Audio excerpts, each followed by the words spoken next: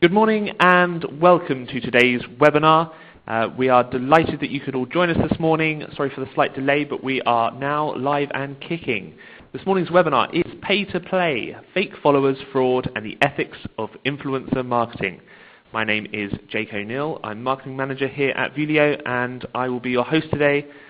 You can join the conversation on Twitter using the hashtag Vuelio or @Vuelio, on Facebook. You can email us if you have any questions, or please do use the chat window on your screen to ask questions throughout the webinar, which I am delighted to say is with our guest today, Mr. Scott Guthrie.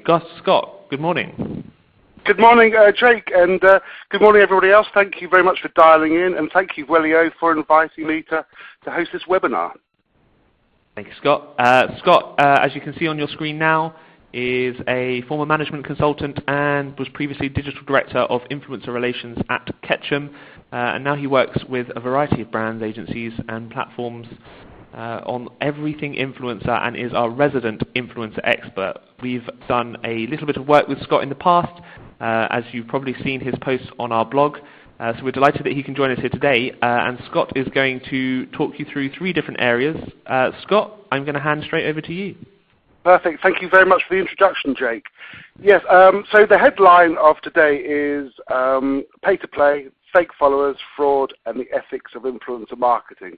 And we've divided the webinar into 3 short sections. Influencer fraud, how to spot those fake followers and fake engagement. Second section is what you need to measure to prove that your campaign's success. And then we'll finish on a very short piece on how to engage your audiences to make your influencer marketing a success. So perhaps the influencer marketing phrase of the year has got to be influencer fraud. According to one report, 1 in 8 UK-based Instagram influencers has shown signs of having bought fake followers.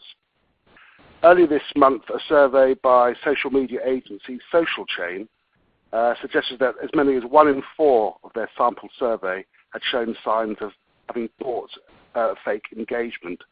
The influencer marketing platform InfluencerDB puts the cost of influencer fraud to the discipline at $500 million a year. So influencer fraud is a thing. It's a big thing. It's not a new thing, though. Products like Twitter Auditor have been around since 2012. Last year I wrote an article titled Influencer Marketing is Gaming Itself to Death. Here's how to stop it. But it wasn't until early this year, until in January, the New York Times ran a big expose called The Follower Factory. And the subject that the influencer fraud became a thing to the mass media. And this groundswell of interest picked up further in June when the Unilever CMO, Keith Weed, made 3 commitments against influencer fraud. So how can we spot fake followers and fake engagement? There's no silver bullet. There are a few agencies that will promise that they can root it all out, but there's no one silver bullet. But there are, happily, 7 key indicators that heavily suggest artificially high followers or engagement numbers. So I'll rattle through those 7 now. Number 1, spikes in follower numbers. Building a social media following organically takes time. Audience numbers build as people discover the content you're publishing, the content that you're sharing, and the content that you're commenting on. So a natural follower count rises smoothly. It's got a consistent growth. You'd expect to see someone who's paid for fake followers to receive a sudden spike in follower count as they buy new followers. How can you spot these sudden upticks? Well, you can turn to services to do the heavy lifting and run the social media account through a service like Social Blade, Status People, Twitter Audit, or Hype Auditor. And each of these has got a freemium service to it. So, number 1, spikes in follower numbers. Number 2, the quality of the follower. if you see a prospective influencer that you're contemplating working with, just click through a handful of followers on their account. Do they have completed bios? Is there a picture of them, or is it a generic image? Does it show their face? Is there a hyperlink through to a blog, through to a website, through to a LinkedIn profile perhaps, or to another social media profile? Do they have lots of followers in their own right? Are they posting much content themselves, or are they just resharing other people's stuff? What's the quality of that follower? Tip number 3 in identifying fake followers and fake engagement. Is there an unduly or a surprising low engagement level? Engagement rates differ from vertical to vertical and from platform to platform. You get to know the specific engagement rates for your sector. Does that influencer content fall inside or outside of those parameters?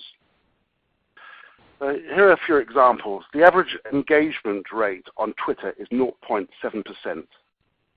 The average engagement rate on Instagram is 3.0, and for sponsored content, it's 3.4. Sorry, it's 3% for sponsored content and 3.4 for organic content on Instagram. Scott, on YouTube, sorry, yes, can I just interrupt you there? Yeah. With engagement rates, with these percentages, like how are you working that out? Like, what's the math behind that? Well, so there are 2 ways. You can do that manually. You can see you go onto a profile. You do a set of time. It might be a week or a month, or I would suggest probably a 3-month period. You should separate the organic content from the editorial content, and then you divide the number of comments by the number of following, and that gives you an engagement rate.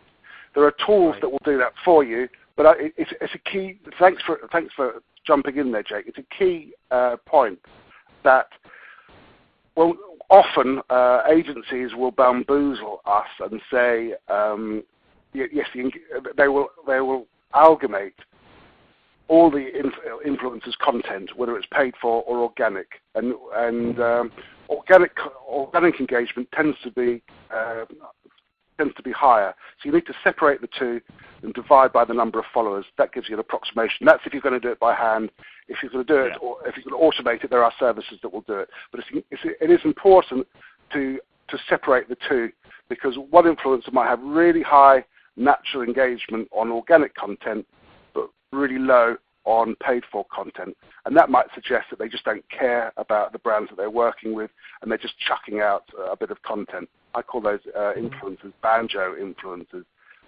People with high followings that just bang another influencer job out without any affinity for the brand that they're working with.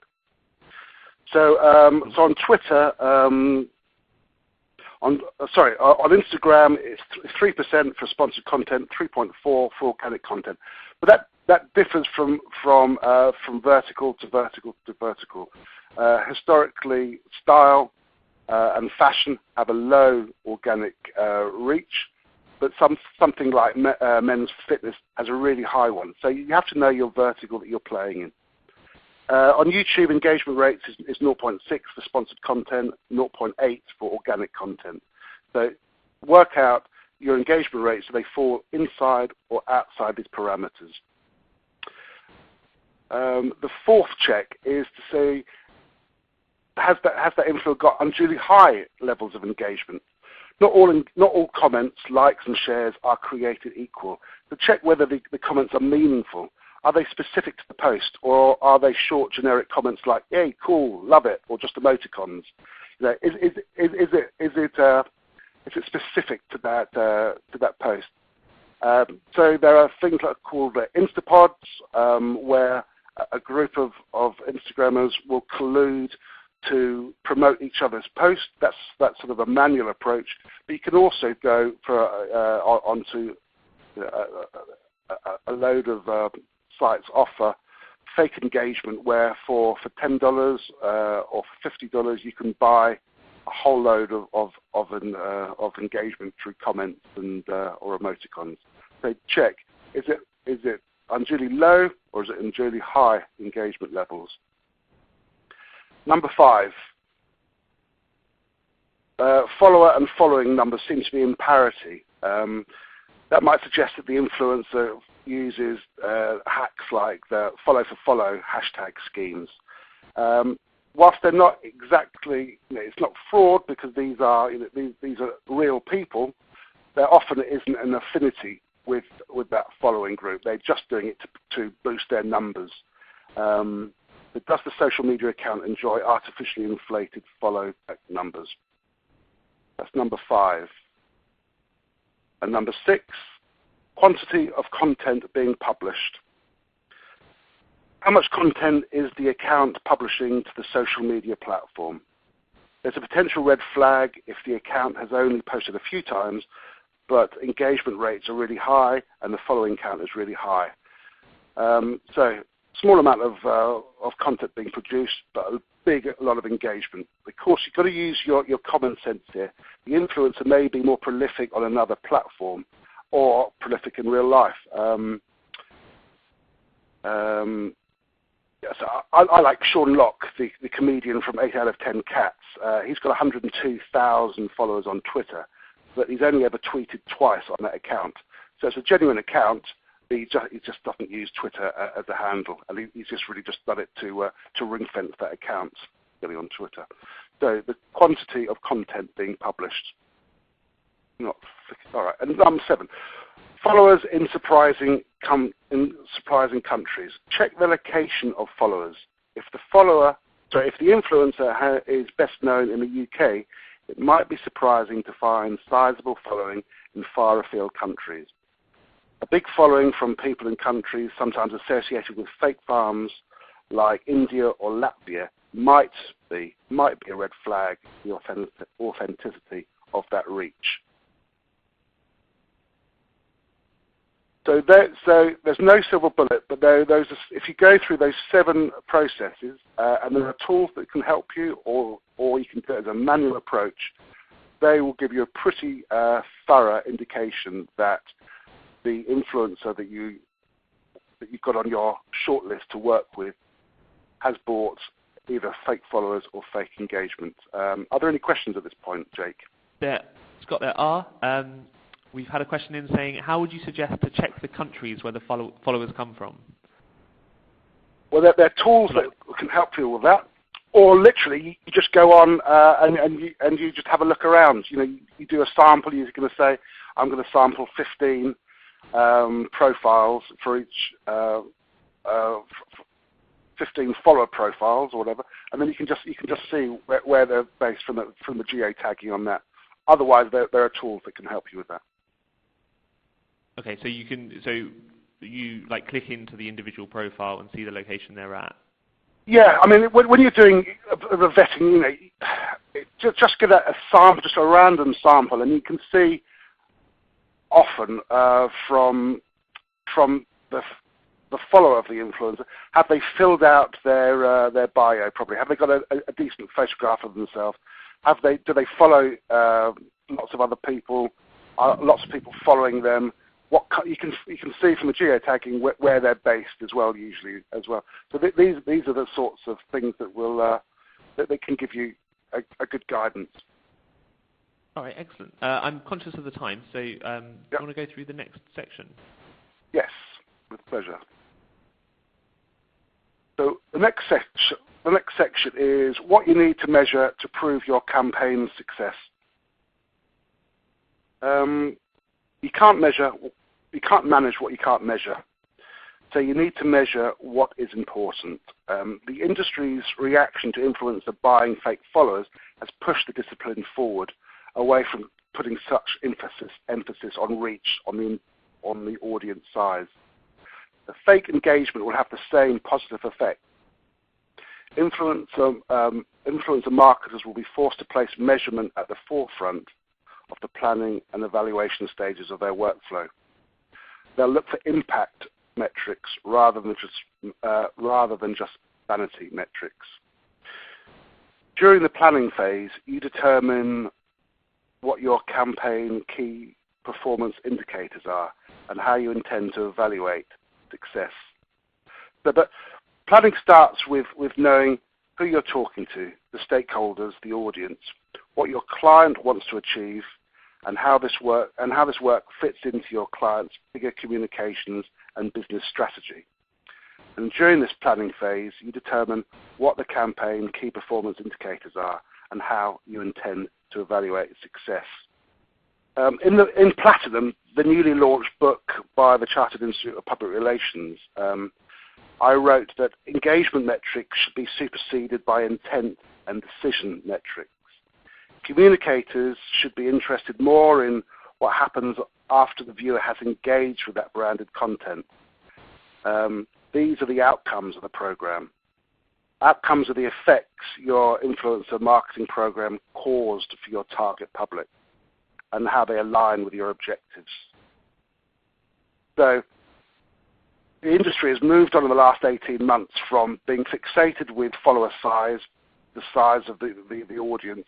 It's moving on to engagement, but I think it should move beyond engagement to what happens next. What is the intent? When a viewer has looked at a piece of content, what do they do next?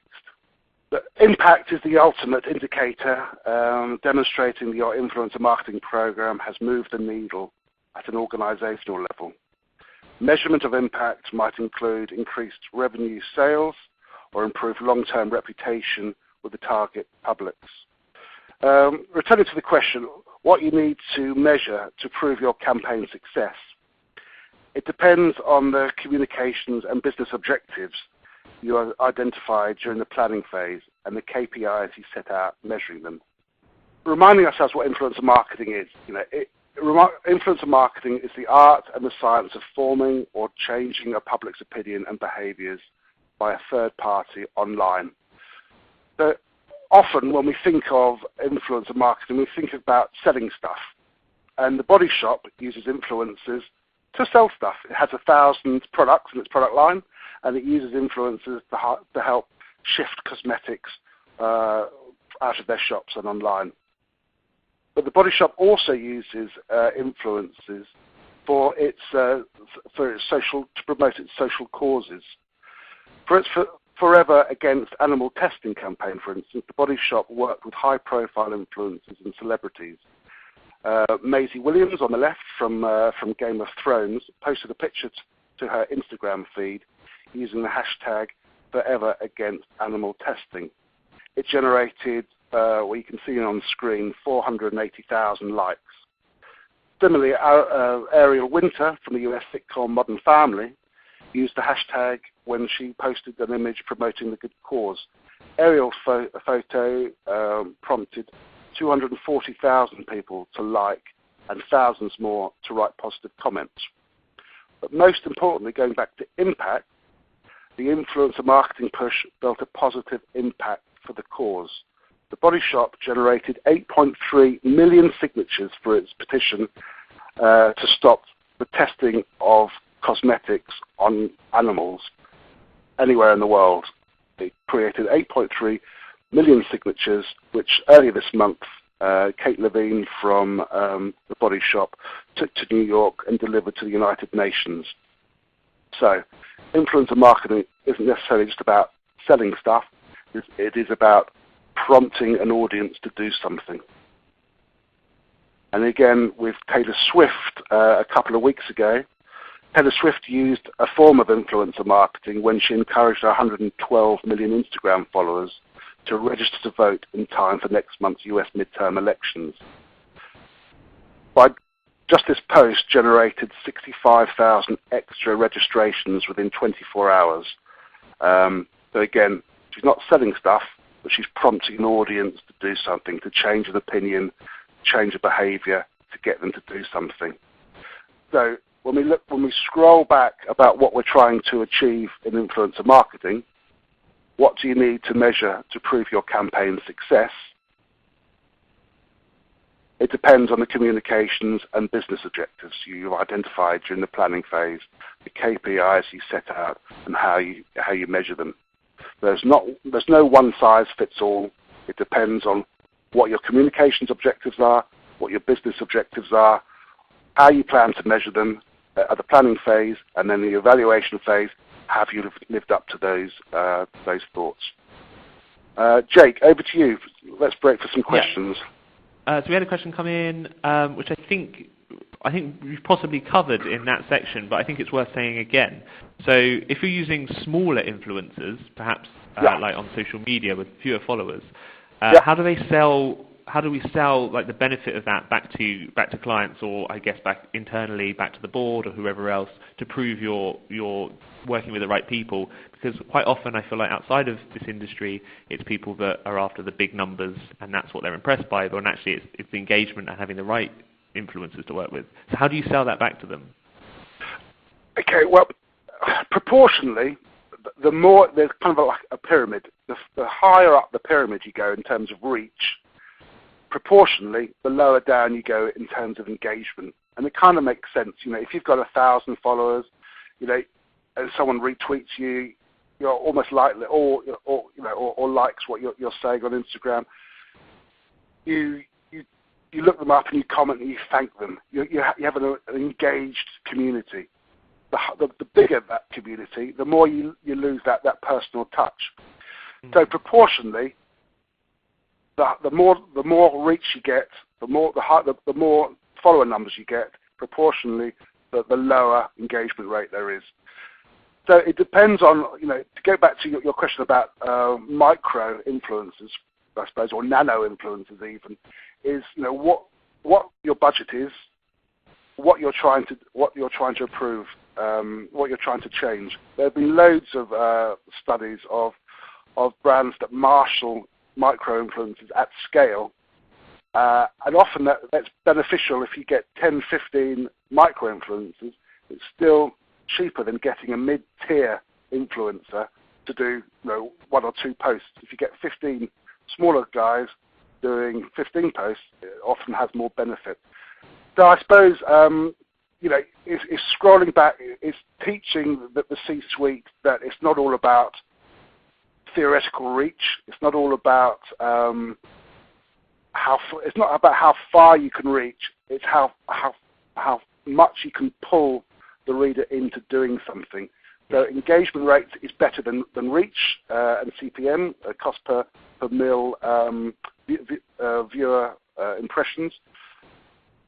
Engagement rate is better than that, but the intent, the outcomes are better still than that. So it's moving them along. That AMEC has a really good sort of pro forma to run people through how to evaluate their communications planning.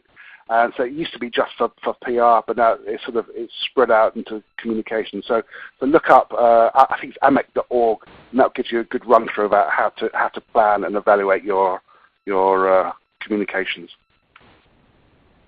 Excellent. So we did start a little bit late, so we've got time to just run through, I think, the last section, Scott.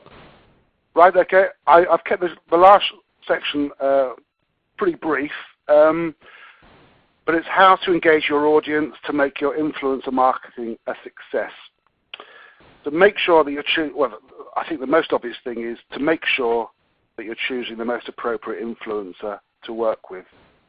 So when you identify influencers, work through the 4S filter of search, surface, screen, select. To go to a database like the excellent Vuelio database to find out to create a long list of potential people that you might want to work with. That will be the search phase. Surface them to get them from a long list down to a short list. But I think to really get the value out of long-term influencer marketing relations is the screening phase. That's the vetting phase. It's where you do the digital due diligence. Yes, you're checking to see if they have fake followers and if they've got fake engagement, but you're also checking that they share the same values as your client does. They share the same tone of voice as your client does. They haven't worked with a competitor to your client recently. They always disclose. They're nice people to work with. You can get a feeling from that by, again, using tools, but there's no real substitute for a communications consultant's contextual intelligence. So looking through old content, seeing if they're the right fit, seeing if the content they produce is the right fit, seeing if they engage with their audience, and make it into a two-way community, if you like. And that's before you go on to select. I think as consumers, we don't have a problem with seeing sponsored content in our news feeds on 3 provisos. 1, we don't feel hoodwinked into thinking that it's organic content. If it's an ad, it must be obviously identifiable as an ad. 2, the content is relevant and good quality. It educates us, it informs us, and it entertains us. It does something for us. We feel it. It creates an emotion with us. And by relevant, I mean the partnership between brand and influencer feels natural because it feels credible. And there's an obvious affinity between brand, between influencer, and between audience.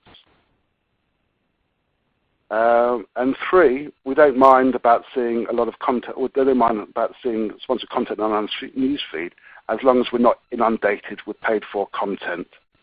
Our favourite influencers produce a ratio of organic to paid content which we think is acceptable.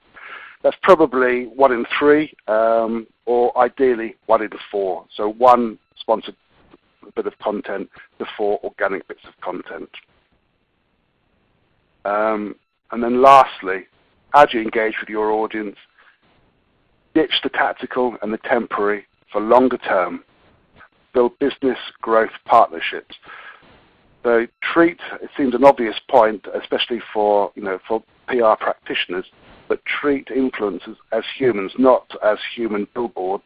Get to know them, find out what they're trying to achieve, and see if you can build it as a win-win.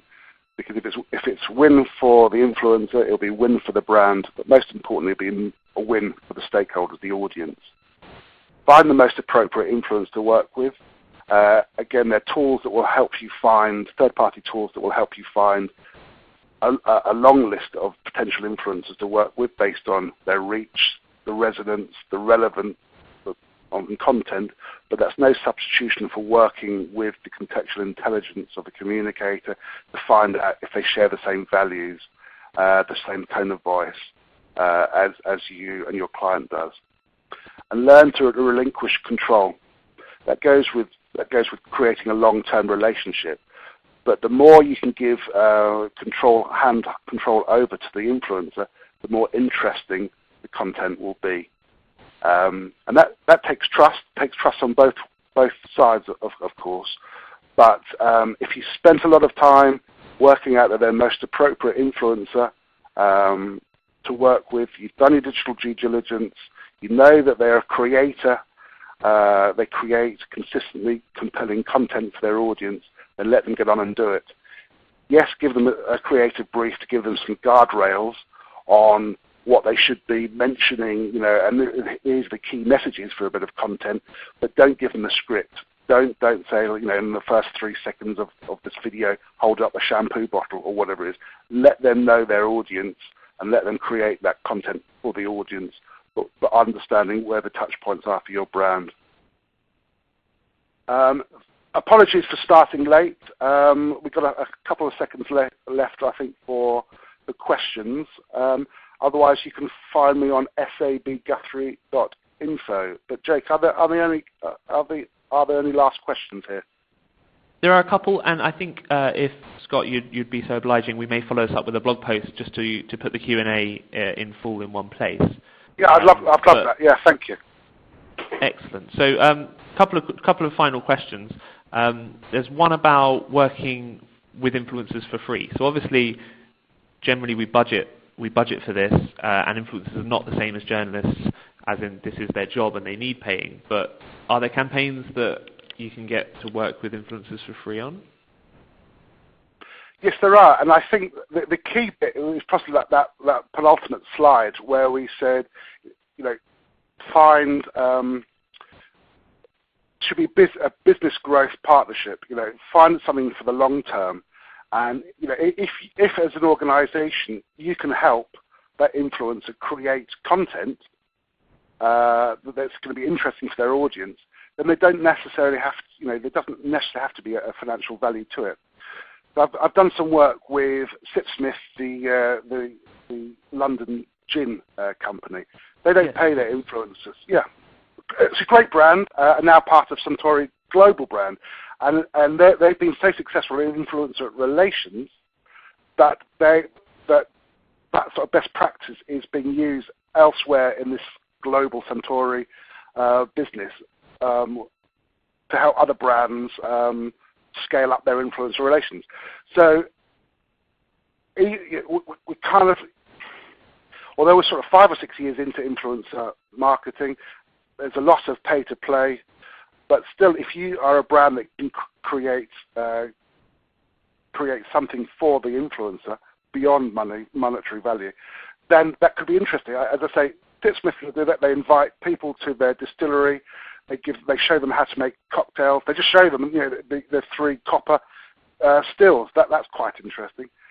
Last Christmas, they had a whole gang of influencers that came around, showed them how to make cocktails, showed them then how to make floral, what am I trying to say, wreaths for their front door at Christmas.